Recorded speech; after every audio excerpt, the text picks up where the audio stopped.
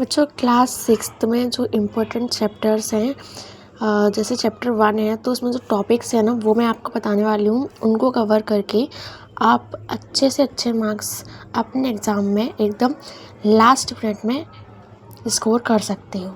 तो देखो, चैप्टर जो 1 है हमारा, उसमें मैप मतलब मानचित्र के कितने टाइप्स होते हैं आपको वो याद करना है। जैसे फिज़िकल मैप होता है, पॉलिटिकल मैप होता है और एक थीमेटिक मैप होता है। तो ये 3 टाइप के मैप होते हैं, इनको आपको अच्छे से याद करना है। और दूसरा, आपको ग्लोब के बारे में याद करना है। ग्लोब जैसे उसमें आप क्या क्या याद करोगे, लॉन्गिट्यूड क्या होते हैं, ठीक है, और लैटिट्यूड क्या होते हैं,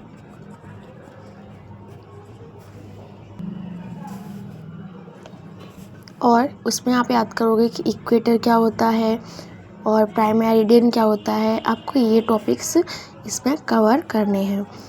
उसके बाद आपको स्टैंडर्ड टाइम याद करना है। स्टैंडर्ड टाइम जैसे एक मिनट रुके, ये जैसे कि ग्लोब है तो ग्लोब में बीच में होती है ये प्राइम मेरिडियन जो कि 0 डिग्री की होती है। फिर उसके बाद और भी बहुत सारे लैटिट्यूड्स होते हैं जो कि क्या होते हैं 15-15 डिग्री के गैप में होते हैं। अब यहाँ पर ये जो 0 डिग्री की है इसके बाद क्या होती है 15 डिग्री, उसके बाद होती है 30 डिग्री, ऐसे करके फिर 45, 60 इस तरह से चलती है। और इधर क्या होता है, इधर इसके साइड माइनस में होते हैं। जैसे इधर प्लस में साइन होते हैं, अगर आपने देखा हो जो हमारी नंबर लाइन होती है बीच पे 0 होता है, फिर इधर 1 2 3, फिर इधर -1 -2 -3। तो ऐसे यहाँ पर है, लेफ्ट साइड में माइनस वाले होंगे और इधर राइट साइड में प्लस वाले होंगे। तो इन जो बीच में जो 15 डिग्री का गैप है इसमें 1 आवर्स का गैप होता है। तो ऐसे ही करके जितना टाइम यहाँ पर हो रहा होगा हमारे भारत में उतने टाइम से 5.5 घंटे आगे टाइम चल रहा होता है, क्योंकि हमारा जो भारत है वो कहाँ पर पड़ता है, हमारा भारत जो है वो 15, 30, 45, 60 इससे आगे पड़ेगा। तो ऐसे ही करके अगर मान लो बीच वाली लाइन पर 12 बज रहे हैं, 12 आवर्स, तो उसमें क्या कर दो 5.5 घंटे आप क्या कर दोगे, ऐड कर दोगे, तो कितना हो जाएगा इधर आपका 5.5 बज रहे होंगे, ठीक है। अगर मान लो यहाँ पर कितने बज रहे हैं, 1 बज रहा है दोपहर का, तो इसमें क्या करोगे आप 5.5 घंटे ऐड कर दोगे तो हमारे भारत में कितने बज रहे होंगे, 6:30 बज रहे होंगे। तो ये आपको याद करना है, ठीक है। अभी मैं रिवीजन बता रही हूँ आपको सिर्फ, तो थोड़ा जल्दी जल्दी करेंगे। अब आते हैं हम चैप्टर 2 पे। चैप्टर 2 में हमें अब क्या करना है, पहले तो ओशियन और कंटिनेंट्स, यही इसमें जो मेन है वो याद करना है। ओशियन मतलब महासागर और कंटिनेंट मतलब महाद्वीप, इसके बारे में आपको याद करना है। महासागर जो होते हैं वो हमारे 5 होते हैं, महाद्वीप 7 होते हैं। इनको बस आपको नाम याद रखने हैं और इनको जो मैप होता है उसमें इनकी लोकेशन याद करनी है बस, ठीक है। अगला है हमारा चैप्टर 3, जिसमें आपको पर्वतों के बारे में, पठार के बारे में और मैदानों के बारे में पता होना चाहिए। बस इस चैप्टर में से इतना ही मेन है, आपको यही याद रखना है, पर्वत, पठार, मैदान, ये सब क्या होते हैं। उसके बाद आते हैं हम अपने सिविक्स के चैप्टर्स में। सिविक्स मतलब राजनीति वाले। तो देखो, इसमें एक चैप्टर है जिसका नाम है विविधता में एकता। इसमें क्या होता है, इसको इंग्लिश में पहले बोला जाता है डाइवर्सिटी, ठीक है। डाइवर्सिटी वाला चैप्टर है। इसमें बताना है आपको कि हमारे देश में बहुत अलग अलग टाइप के लोग रहते हैं और सारे क्या रहते हैं, मिलजुल कर रहते हैं। जैसे अलग अलग धर्म के लोग रहते हैं, कोई हिंदू है, मुस्लिम है, सिख, ईसाई है, ठीक है। और अलग अलग कास्ट के लोग भी रहते हैं और अलग अलग उनके फेस्टिवल्स होते हैं, उनका रहन सहन अलग होता है, उनका पहनावा अलग होता है, कल्चर अलग होता है, उनका खान पान अलग होता है। तो उनका कह सकते हो रहने का तरीका, कल्चर सब कुछ अलग है, लेकिन वो फिर भी क्या है, एक ही देश में, हमारे देश भारत में रह रहे हैं। तो यही आपको बताना है इस चैप्टर में, ठीक है। अगला चैप्टर आता है, एक चैप्टर है हमारा समुदाय और परिवार वाला, परिवार और समुदाय करके है चैप्टर।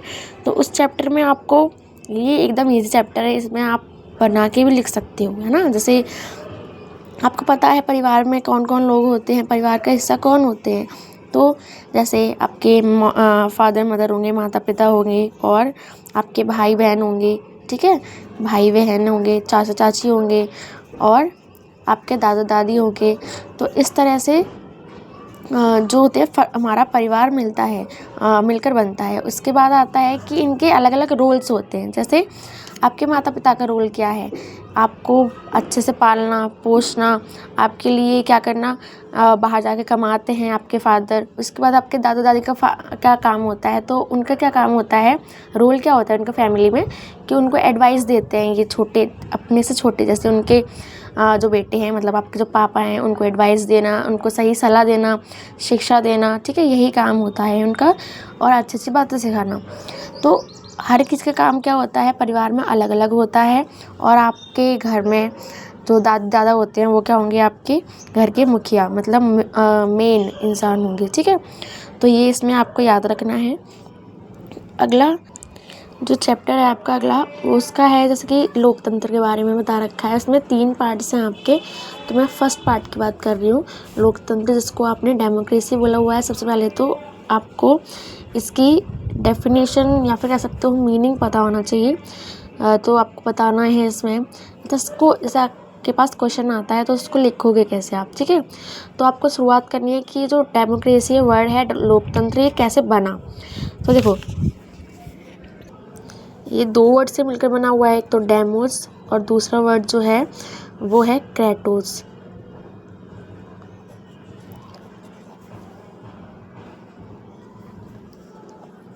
क्रेटोस है और डेमोस। डेमोस का मतलब होता है पीपल, मतलब लोग, और क्रेटोस का मतलब होता है पावर, ठीक है। तो इससे देखो हिंदी में भी यही होगा, डेमोस और क्रेटोस। डेमोस मतलब लोग और क्रेटोस मतलब शक्ति। मतलब लोकतंत्र का मतलब यहाँ से क्या बन गया कि जहाँ पर क्या होती है, जो शक्ति होती है वो किसके पास होती है, लोगों के पास। तो लोगों का शासन होता है वहाँ पर, ठीक है।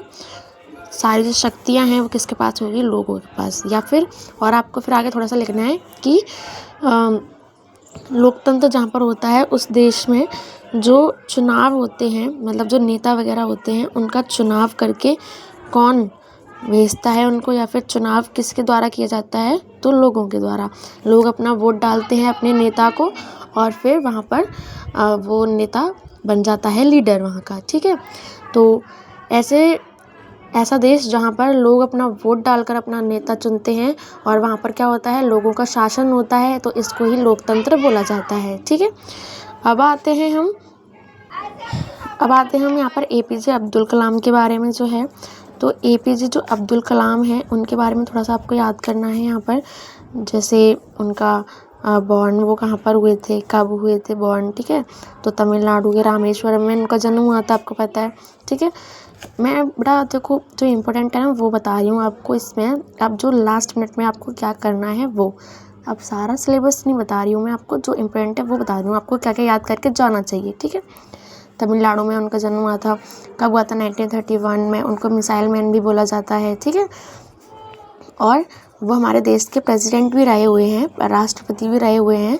कौन से, 11th, ठीक है। 11th कब से कब तक, 2002 से 2007 तक, ठीक है। ये वो राष्ट्रपति रहे हुए हैं। ये सब आपको उनके बारे में याद करके जाना है, ठीक है। अगला है जो चैप्टर, वो है लोकतंत्र का सेकंड पार्ट। इसमें आपको क्या करना है, इसमें आपको पता होना चाहिए कितने ऑर्गन होते हैं लोकतंत्र के, या फिर गवर्नमेंट के कितने ऑर्गन होते हैं, कितने अंग होते हैं सरकार के। तो कितने अंग होते हैं बेटा, 3 अंग होते हैं यहाँ पर। कौन कौन से 3 अंग होते हैं, एक तो होता है विधायिका, एक होता है कार्यपालिका, एक होता है न्यायपालिका। अब इसको इंग्लिश में बोलते हैं लेजिस्लेटिव, एग्जीक्यूटिव, जुडिशरी। इसका काम होता है कानून बनाना, इनका काम क्या होता है, कानून लागू करवाना। और इनका काम क्या होता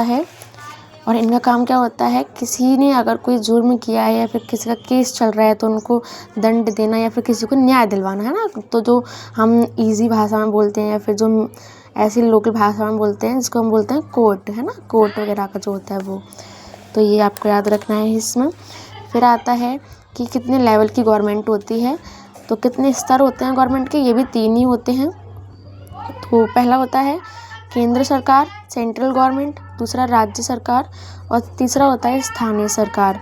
ठीक है बेटा, अभी आपको देखना है कि क्वेश्चन में पूछा क्या हुआ है। ऑर्गन पूछा हुआ है गवर्नमेंट के तो ये 3 बताने हैं, लेवल पूछा हुआ है तो ये 3 बताने हैं, आपको कंफ्यूज नहीं होना है।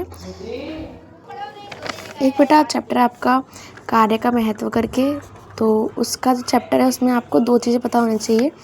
एक तो 2 चीज़ें इसमें, आर्थिक गतिविधि इकोनॉमिक एक्टिविटी, गैर आर्थिक गतिविधि नॉन इकोनॉमिक एक्टिविटी।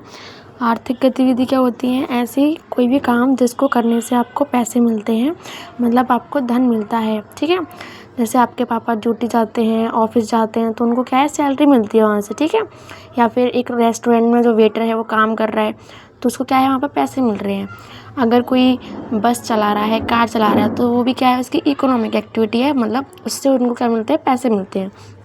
लेकिन गैर आर्थिक में क्या होता है, जिसमें पैसे नहीं मिलते हैं, जैसे आप अगर घर पर अपनी मॉम की मदद कर रहे हैं, अपने घर पर अगर आप काम कर रहे हो या फिर अपने मम्मी की हेल्प कर रहे हो तो वो आपको पैसे थोड़ी ना देंगी। या फिर आपकी मम्मी क्या कर रही हैं, आपके लिए खाना बना रही हैं तो क्या आप उनको पैसे दोगे, नहीं। तो वो क्या है, आपकी गैर आर्थिक गतिविधि है, उसमें पैसे का कोई इंक्लूड नहीं है। ठीक है, रोल नहीं है। अगला आता है हमारी जो आर्थिक गतिविधि होती है वो 3 टाइप की होती है, ये आपने अगले चैप्टर में पढ़ना है, तो वही हम बात करने वाले हैं। आर्थिक गतिविधि हमारी 3 टाइप की होती हैं, मतलब इकोनॉमिक एक्टिविटी आपकी 3 टाइप की होती हैं। पहली होती है प्राथमिक। ठीक है, प्राथमिक को हम प्राइमरी एक्टिविटी भी बोलते हैं, और दूसरी होती है द्वितीयक, जिसको आप बोलते हो सेकेंडरी। अच्छा, इसका दूसरा जो नाम है ना द्वितीयक का, वो है विनिर्माण कार्य। ठीक है, तो विनिर्माण जिसको हम इंग्लिश में बोलते हैं मैन्युफैक्चरिंग, तो मैन्युफैक्चरिंग। फिर आपका आता है तृतीयक। तृतीयक को आप बोलते हो टर्शरी एक्टिविटी। ठीक है, इसको आप कह सकते हो सर्विस भी बोल सकते हो इसको आप, मतलब सेवा क्षेत्र या फिर सेवा भी बोल सकते हो।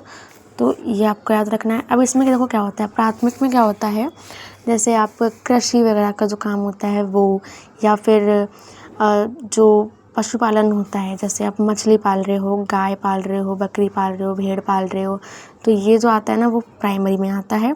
या फिर आप जो उगाने का काम होता है, जैसे कुछ फसल उगा रहे हो आप। ठीक है, जैसे आपने अनाज उगाया, कोई गेहूँ, चावल, मक्का, धान, ये सब उगाते हो तो वो सब किस में आता है, प्राइमरी में। ठीक है, द्वितीयक में क्या आता है, जो फैक्ट्री से जुड़ा हुआ काम होता है, फैक्ट्री से जो आपका सामान किस में बनता है, फैक्ट्री में बनता है। जैसे आपने क्या किया, प्राइमरी में क्या करा, आपने गन्ना उगाया तो वो किस में आएगा, प्राइमरी में।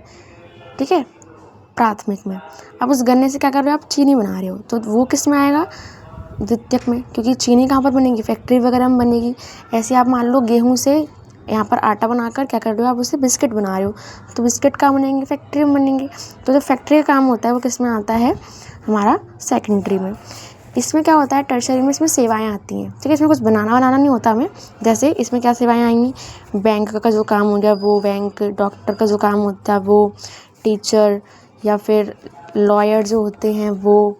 ठीक है, तो जो ये काम करते हैं, ऐसे वेटर जो होते हैं वो भी, और पायलट हो गए, ड्राइवर हो गए, ये जो सारे काम होते हैं वो किसके होते हैं, हमारे टर्शरी में आते हैं। थोड़ा बहुत आप याद कर लेना, मैंने लिख भी दिया यहाँ पर। ठीक है, तो इसी के साथ मैंने आपको जो इम्पोर्टेंट थे चैप्टर्स वो बता दिए हैं।